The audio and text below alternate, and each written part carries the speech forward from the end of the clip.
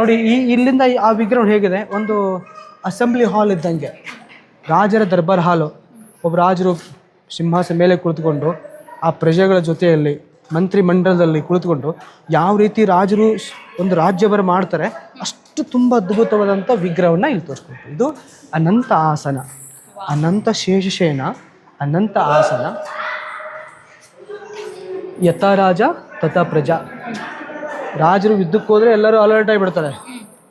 ರಾಜರು ವಿಶ್ರಾಂತಿ ತೊಗೊಂಡ್ರೆ ಇವನು ಕೂಡ ವಿಶ್ರಾಂತಿ ಇರುತ್ತೆ. ನೋಡಿ ಅವ್ನ ಕೈ ನೋಡಿ ಹೇಗಿದೆ ಮಲ್ಕೊಂಡಿರೋದು, ಈಕೆ ಹಿಂಗೆ ತುಂಬ ಶಾಂತ. ಆ ರೆಕ್ಕೆ ನೋಡಿ ಹಿಂಗೆ ಕ್ಲೋಸ್ ಆಗಿದೆ ಅಲ್ವಾ. ಅದು ಗರುಡ ಪಕ್ಷಿ, ವಿಷ್ಣುವನ್ನ ಗರುಡ ಪಕ್ಷಿ.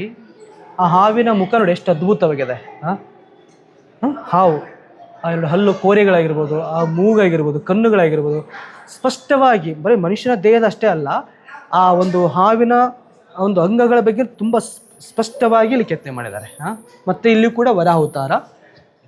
ಈ ಶಾಸನ 6ನೇ ಶತಮಾನದಲ್ಲಿ 566ರಲ್ಲಿ ಈ ಒಂದು ಗುಹೆಯನ್ನು ಮಂಗಳೇಶ ರಾಜ ಕೊರೆಸ್ತಾನೆ. 578ಕ್ಕೆ ಎಂಡಾಗುತ್ತೆ. ನಂತರ ತನ್ನ ಅಣ್ಣನೇ ಆದಂಥ ರಾಜನಿಗೆ, ಅಂದರೆ ರಾಜ ಅಂದರೆ ಕೀರ್ತಿವರ್ಮ, 1ನೇ ಕೀರ್ತಿವರ್ಮನಿಗೆ ಈ ಒಂದು ಗುಹೆ ಸಂಪೂರ್ಣ ಆದ ನಂತರ ಒಂದು ಗಿಫ್ಟ್ ರೂಪದಲ್ಲಿ ಕೊಟ್ಟೆ ಅಂತ ಒಂದು ಉಲ್ಲೇಖ ಮಾಡ್ತಾನೆ.